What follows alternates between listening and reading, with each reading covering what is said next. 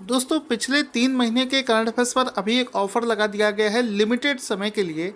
यानी कि आप पिछले 3 महीने जुलाई, अगस्त और सितंबर का एक सिंगल पीडीएफ हमसे परचेज़ कर सकते हैं, जिस पर अभी डिस्काउंट चल रहा है। यहाँ पर ये जो पीडीएफ है आपको 150 रुपये में नहीं, डिस्काउंट लगाकर मात्र 100 रुपये में आपको दिया जा रहा है। तो जो भी इसको लेना चाहता है वो इसको ले सकता है। लिंक वीडियो के डिस्क्रिप्शन में आपको दे रखा है। इसके अलावा दोस्तों कल के क्वेश्चन में एक छोटा सा करेक्शन है। जो हम लोगों ने क्वेश्चन किया था कि वर्ल्ड स्टूडेंट डे किस दिन मनाया जाता है, तो इसका आंसर हमने पढ़ा है 15 अक्टूबर। बिल्कुल सही है, लेकिन इसी में एक्सप्लेनेशन के तौर पर हमने एक पॉइंट पढ़ा था कि प्रेसिडेंट को ऐसे कौन से आर्टिकल में शक्तियाँ दी होती हैं जिसके तहत वो किसी भी अपराधी की जो मृत्यु दंड है उसकी सज़ा को माफ़ कर सकता है। तो ये आर्टिकल 73 मैंने यहाँ पर बताया है। ये थोड़ा सा प्रिंटिंग मिस्टेक है, यहाँ पर होगा आर्टिकल 72। तो आर्टिकल 72 के तहत प्रेसिडेंट को ये अधिकार होता है कि वो किसी भी अपराधी की सज़ा को माफ़ कर सकता है, उसको बढ़ा सकता है या निलंबित कर सकता है। तो ये आर्टिकल 72 इसका राइट आंसर हो जाएगा। दोस्तों आज का पहला प्रश्न है the human cost of disasters 2019 यानी कि 2000 से लेकर 2019 तक की ये जो रिपोर्ट है किसके द्वारा जारी करी गई है। तो राइट आंसर हो जाएगा option number D, UNDRR। United nation का एक ऑर्गेनाइजेशन है जिसको UNDRR के नाम से जानते हैं। उसने ही एक रिपोर्ट हाल ही में जारी करी है जिसका नाम है the human cost of disasters 2000/219। तो यहाँ पर ऑप्शन नंबर डी इसका राइट आंसर हो जाएगा। आप इस रिपोर्ट में देख सकते हैं जैसे कि इसमें लिखा है डिजास्टर को लेकर ये रिपोर्ट है, यानी कि जो डिजास्टर आते हैं, कौन से देश में कितने डिजास्टर आए हैं उसको लेकर ये अध्ययन करता है।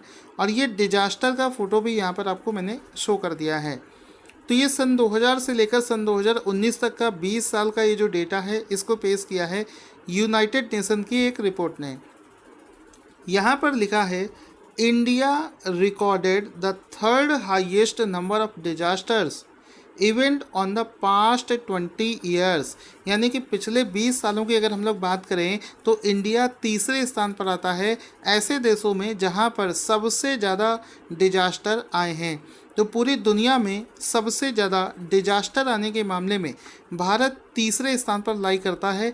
ये आपको क्वेश्चन के अंदर में एक और क्वेश्चन मिल गया है, तो इस वाले पॉइंट को आप लोग याद रखेंगे।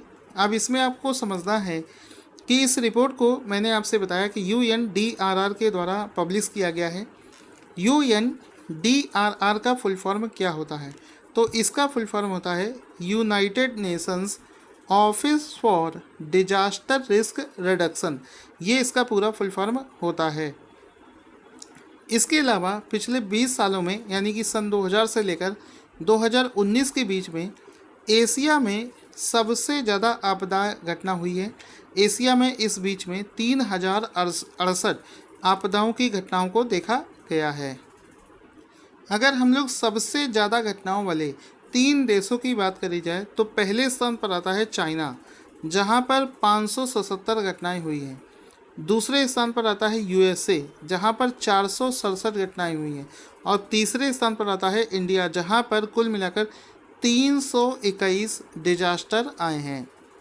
तो ये आपको याद रखना है। इसके अलावा ये जो ऑर्गेनाइजेशन है UNDRR, इसका हेडक्वार्टर न्यूयॉर्क सिटी और सेक्रेटरी जनरल एंटोनियो ग्यूटेरस हैं। दोस्तों बहुत से ऐसे लोग हैं जो कि वीडियो देखने के साथ साथ में करंट अफेयर्स को रिवीजन करना चाहते हैं। तो मैं आपसे बताना चाहूँगा कि हमारी वेबसाइट पर डेली बेसिस पर बिल्कुल फ्री ऑफ कॉस्ट में आपके लिए ये जो करंट अफेयर्स है इसको अपडेट किया जाता है।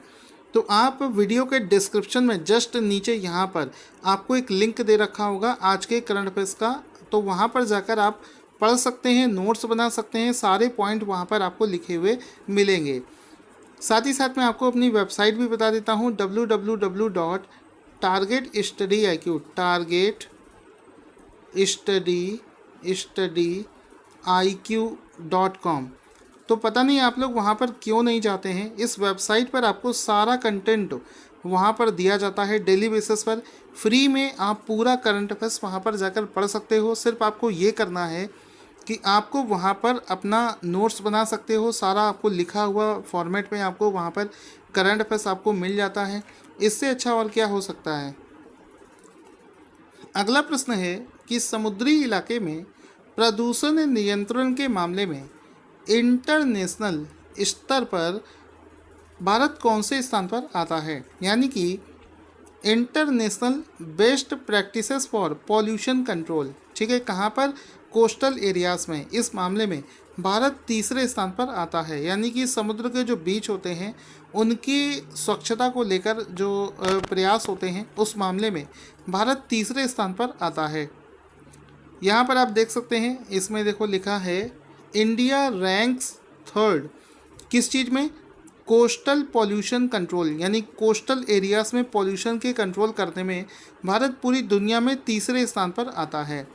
इसी वजह से इंडिया के 8 बीचेस को अभी हाल ही में ब्लू फ्लैग सर्टिफिकेशन प्रोवाइड किया गया है। आपको ये बहुत अच्छे से ये वाला क्वेश्चन मैं करवा चुका हूँ, देखो लिखा भी है कॉन्ग्रेचुलेसन पूरी ब्लू फ्लैग गोल्डन बीच। ये जो 8 ऐसे बीच हैं जिनको ब्लू फ्लैग सर्टिफिकेशन प्राप्त किया गया है। दोस्तों अभी मैंने कुछ दिनों पहले आपको एक क्वेश्चन करवाया था जिसमें मैंने आपको किसान रेल के बारे में बताया था कि किसान रेल को लॉन्च कर दिया गया है, जिसमें कि किसान अपने फलों और सब्जियों को इस ट्रेन के माध्यम से एक जगह से दूसरे स्थान तक पहुंचा सकते हैं। तो अब इसमें क्या है, किसान को ज़्यादा से ज़्यादा इसके बारे में बताने के लिए और ज़्यादा से ज़्यादा किसानों को आकर्षित करने के लिए वो क्योंकि वो इस ट्रेन का इस्तेमाल करें अपने माल की ढुलाई के लिए, अभी सरकार ने एक नई स्कीम चलाई है। देखो ये इसमें क्या है कि केंद्र सरकार ने किसान रेल के माध्यम से अधिसूचित फलों एवं सब्जियों की ढुलाई पर कितने प्रतिशत सब्सिडी देने की घोषणा करी है। तो आंसर हो जाएगा ऑप्शन नंबर सी, 50% सब्सिडी यहाँ पर किसानों को दी जाएगी। तो यहाँ पर देखो सरकार क्या चाहती है, सरकार चाहती है कि ज़्यादा से ज़्यादा किसान हैं वो अपनी फलों और सब्जियों के लिए ट्रेन का इस्तेमाल करें, क्योंकि सरकार इस पर पैसा खर्च कर रही है। अलग से अगर वो अलग से ट्रकों के माध्यम से अपना सामान भेजेंगे, ट्रेन से नहीं भेजेंगे, तो ये लॉस में जाने लगेगा। तो सरकार ने इसके लिए क्या किया है, किसानों को आकर्षित करने के लिए 50% की सब्सिडी दे दी है। और ये 50% की जो सब्सिडी दी है इसका मतलब यही है कि इससे किसान ज़्यादा से ज़्यादा अपना सामान किसान रेल के माध्यम से भेजेंगे। तो इसमें आप देख सकते हैं सारी चीज़ें लिखी हैं। इसमें देखो एक योजना है जिसका नाम है टॉप टू टोटल, यानी कि टॉप लेवल के जो फल होंगे और सब्जियां होंगी उससे लेकर जितनी भी फल और सब्जियां हैं सभी को इसमें ढुलाई की जा सकती है।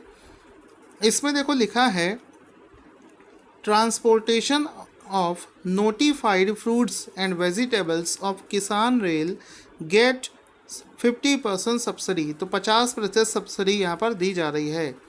इसके अलावा एक और पॉइंट आपको याद रखना है, ये जो प्रोग्राम है ये operation green top to total योजना के तहत किया जा रहा है। क्वेश्चन है कि भारत ने रक्षा सहयोग के तहत किस देश को अपनी एक पनडुब्बी जिसका नाम है INS सिंधुवीर को लीज पर देने की घोषणा करी है। तो आंसर हो जाएगा option number C, Myanmar. Option number C, Myanmar इसका राइट आंसर हो जाएगा। तो इसमें क्या है, भारत ने क्या किया है कि भारत ने म्यांमार के साथ में एक रक्षा समझौता किया था जिसके तहत भारत ने अपनी एक INS सिंधुवीर नाम की एक पनडुब्बी है जो कि लीज पर म्यांमार देश को देने की घोषणा करी थी, उसको हाल ही में कर दिया गया है। तो ऑप्शन नंबर सी इसका राइट आंसर हो जाएगा। इसमें देखो लिखा है, ये आपको INS सिंधुवीर दिख रहा होगा जो कि एक भारत की पनडुब्बी है। इसमें लिखा है India to deliver submarine INS Sindhuvir to Myanmar navy in the first. ठीक है, तो ये समझौता के तहत भारत म्यांमार देश को देगा। म्यांमार की जो करेंसी है वो है कयात, कैपिटल है नए फाइदाओ और प्रेसिडेंट का नाम आप यहाँ पर देख सकते हैं। म्यांमार पूरे वर्ल्ड के मैप में कहाँ पर स्थित है ये भी आपको पता होना चाहिए। म्यांमार ऑन वर्ल्ड मैप, यहाँ पर आपको ये दिख रहा है म्यांमार जो कि पहले वर्मा के नाम से जाना जाता था। रेड कलर से आपको म्यांमार की लोकेशन भी दिख रही होगी। इस तरफ कहीं है मालदीव और म्यांमार यहाँ पर स्थित है। अगले शानदार क्वेश्चन में क्या है कि हाल ही में animal discoveries 2019 and plant discoveries 2019 नामक एक रिपोर्ट के अनुसार वर्ष 2019 में कुल कितनी नई प्रजातियों की खोज की गई है? तो आंसर हो जाएगा ऑप्शन नंबर सी, यानी कि कुल 544, कुल मिलाकर 544 नई प्रजातियों की हाल ही में खोज की गई है। तो ऑप्शन नंबर सी इसका राइट आंसर हो जाएगा। ये कौन सी रिपोर्ट में ये सारी चीज़ें आई हैं? देखो, दो रिपोर्ट हैं यहाँ पर। पहली चीज़ तो एनिमल की खोज हुई है, दूसरी चीज़ है प्लांट की खोज हुई है। एनिमल और प्लांट दोनों मिलाकर 544 हैं। एनिमल वाली रिपोर्ट का नाम है एनिमल डिस्कवरीज 2019, डिस्कवरी मतलब खोज, और प्लांट वाली है प्लांट डिस्कवरीज 2019। तो 544 ये जो संख्या है, इसमें आप देख सकते हो लिखा है ये वो स्पीसीज़ है जिसको हाल ही में पिछले साल खोजा गया है। 364 जो है ये तो एनिमल है, 180 जो है वो प्लांट की स्पीसीज़ हैं। तो ये दोनों मिलाकर हो जाता है 544। आप इसको जोड़ सकते हैं, 4 ये हो गया 4, 8 और 6 14, 4 हो गया, 3 और 1 4 और ये 5। तो 544 ये पूरा नंबर होता है, जो कि मैंने आपको यहाँ पर बता दिया है। करंट अफेयर्स का अगला शानदार क्वेश्चन है कि भारत बौद्धिक संपदा रिपोर्ट के अनुसार किस यूनिवर्सिटी को सबसे ज़्यादा पेटेंट दाखिल करने के लिए पहला स्थान प्राप्त हुआ है? तो आंसर हो जाएगा Chandigarh university. Option number A इसका राइट आंसर हो जाएगा कि हाल ही में चंडीगढ़ यूनिवर्सिटी को सबसे ज़्यादा पेटेंट दाखिल करने के लिए पहला स्थान प्राप्त हुआ है। और इसमें इसका एक फ़ोटो भी आप देख सकते हैं। इसमें आप देख सकते हैं चंडीगढ़ यूनिवर्सिटी को हाल ही में सबसे ज़्यादा पेटेंट दाखिल करने के मामले में पहला स्थान प्राप्त हुआ है। लिखा है Chandigarh University bags first rank in India for filing highest number of patents intellectual property India report. अगर हम लोग एक लिस्ट देखें कि टॉप के 3 ऐसे इंस्टीट्यूट या फिर यूनिवर्सिटीज़ कौन है जिन्होंने सबसे ज़्यादा पेटेंट दाखिल किए हैं, तो पहले स्थान पर आता है इंडियन इंस्टीट्यूट ऑफ टेक्नोलॉजी। तो अगर आईआईटीज़ की बात करिए तो कोई एक आईआईटी तो है नहीं, सभी आईआईटीज़ को मिलाकर देखें तो पहले स्थान पर आते हैं 557 पेटेंट। लेकिन अगर सिंगल एक यूनिवर्सिटी की बात करी जाए तो उसमें चंडीगढ़ पहले स्थान पर आता है, जिसमें देखो, और ओवरऑल कैटेगरी में ये दूसरे स्थान पर हो जाएगा। ठीक है, तो 336 पेटेंट उसने किए हैं। और तीसरे स्थान पर है सुलिनी यूनिवर्सिटी हिमाचल प्रदेश ने, जिसने 185 पेटेंट किए हैं। अगला क्वेश्चन बनता है कि निम्नलिखित में से किसने वर्ष 2020 के सेंट्रल बैंक में governor of the year award जीता है? तो आंसर हो जाएगा mark corny. Option number D इसका राइट आंसर हो जाएगा, मार्क कॉर्नी इसका राइट आंसर हो जाएगा। इसके अलावा कल एक क्वेश्चन मैंने आपको करवाया था जिसमें कि central bank of the year award किसने जीता है? तो बैंक ऑफ घाना उसका राइट आंसर हुआ था। यहाँ पर है कि किस बैंक के गवर्नर ने इस अवार्ड को जीता है? Central bank of governor award जीता है। तो आंसर हो जाएगा मार्क कॉर्नी। ये मार्क कॉर्नी कौन है? ये बैंक ऑफ इंग्लैंड के गवर्नर हैं जिन्होंने वर्ष 2020 के लिए सेंट्रल बैंक में गवर्नर ऑफ द ईयर का अवार्ड जीता है। अगला शानदार क्वेश्चन बनेगा, उससे पहले दोस्तों आपके लिए इतना शानदार वीडियो मैं बनाता हूं, इसके लिए आप सभी लोगों से रिक्वेस्ट है कि चैनल को अगर आप प्यार देना चाहते हैं तो सिर्फ और सिर्फ लाइक और शेयर से दिया जा सकता है, जिसके लिए आपको कुछ भी खर्च नहीं करना है, सिर्फ वीडियो को लाइक और शेयर करना है। ग्रामीण महिलाओं का इंटरनेशनल दिवस, अंतर्राष्ट्रीय दिवस, international day of the rural women हर साल किस दिन मनाया जाता है? तो आंसर हो जाएगा हर साल इसको 15 अक्टूबर को मनाया जाता है। तो ऑप्शन नंबर सी इसका राइट आंसर हो जाएगा कि हर साल 15 अक्टूबर को international day of rural women मनाया जाता है। तो ऑप्शन नंबर सी इसका राइट आंसर हो जाएगा। इसमें आप देख सकते हो international day of rural women 2020। इसके अलावा वर्ष 2020 की ये जो दिवस है इसकी थीम क्या है? ये है building rural women's resilience in the wake of कोविड-19। ये इसकी वर्ष 2020 की थीम हो जाएगी। दोस्तों अगला शानदार क्वेश्चन क्या है? मेडिकल जर्नल लेसेंट की पब्लिश एक स्टडी के अनुसार किस वर्ष तक भारत विश्व की तीसरी सबसे बड़ी अर्थव्यवस्था वाला देश बन जाएगा? तो आंसर हो जाएगा ऑप्शन नंबर डी, यानी कि वर्ष 2050 तक ये जो भारत है ये विश्व की तीसरी सबसे बड़ी अर्थव्यवस्था बन जाएगा। किसने बोला है? एक ये जनरल है जिसका नाम है लैंसेट की एक रिपोर्ट के अनुसार ये चीज़ें निकल कर आई हैं।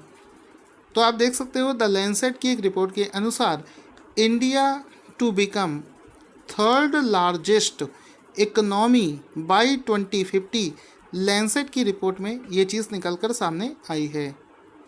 इसके अलावा इंडिया कौन से देश को पीछे छोड़कर इस मुकाम पर पहुंचेगा? तो इंडिया जापान को पीछे छोड़कर इस मुकाम पर पहुंचेगा। आगे चलते हैं। ऑस्कर जीतने वाले पहले भारतीय जिसका नाम था भानु अथैया का हाल ही में निधन हो गया है। उन्होंने किस कैटेगरी में ऑस्कर पुरस्कार जीता था? तो आंसर हो जाएगा कॉस्ट्यूम डिज़ाइन में उन्होंने ये ऑस्कर अवार्ड जीता था। आपको याद होगा कि जो पर्सन जो डेथ हो जाती है वो वाले क्वेश्चन मैं ज़्यादा नहीं करवाता हूँ क्योंकि एग्ज़ाम में कम पूछे जाते हैं। अभी आपको पिछली बार याद होगा एक व्यक्ति थे जिनका मैंने क्वेश्चन करवाया था क्योंकि वो बहुत ज़्यादा इंपॉर्टेंट था और वो क्वेश्चन यूपी पीसीएस में पूछा गया था। आपको याद होगा केशवानंद भारती वाला क्वेश्चन मैंने आपको कराया था। केशवानंद भारती जिन्होंने संविधान का जो बेसिक डेफिनेशन है उसको केरल सरकार और उनके बीच में केस हो गया था, वो चीज़ डिक्टो यूपी पीसीएस एग्ज़ाम में पूछ ली गई थी। तो ये भी क्वेश्चन इंपॉर्टेंट है, इस वजह से करवा रहा हूँ कि ऑस्कर जीतने वाले पहले जो भारतीय हैं भानु अथैया जी का निधन हुआ है, वो एक कॉस्ट्यूम डिज़ाइनर थी। तो यहाँ पर आप देख सकते हैं Bhanu Athaiya first Indian to win Oscar award, जो कि 15 अक्टूबर 2020 को उनका देहांत हो गया है। तो ये कॉस्ट्यूम डिज़ाइनर है भानु अथैया, जिनका की फ़ोटो आप यहाँ पर देख सकते हैं। दोस्तों आज का क्वेश्चन जिसका आंसर आपको देना है, पासपोर्ट सूचकांक 2020 में वैश्विक रैंकिंग में दुनिया का सबसे शक्तिशाली पासपोर्ट कौन से देश का बना है? तो अपना आंसर कमेंट बॉक्स में लिखना ना भूलें। साथ ही साथ में इस चैनल को बहुत प्यार की ज़रूरत है, इसके लिए वीडियो को लाइक करें और इस वीडियो को ज़्यादा से ज़्यादा लोगों तक फैलाएं, इसको वीडियो को शेयर करें। Thank you for watching this awesome video.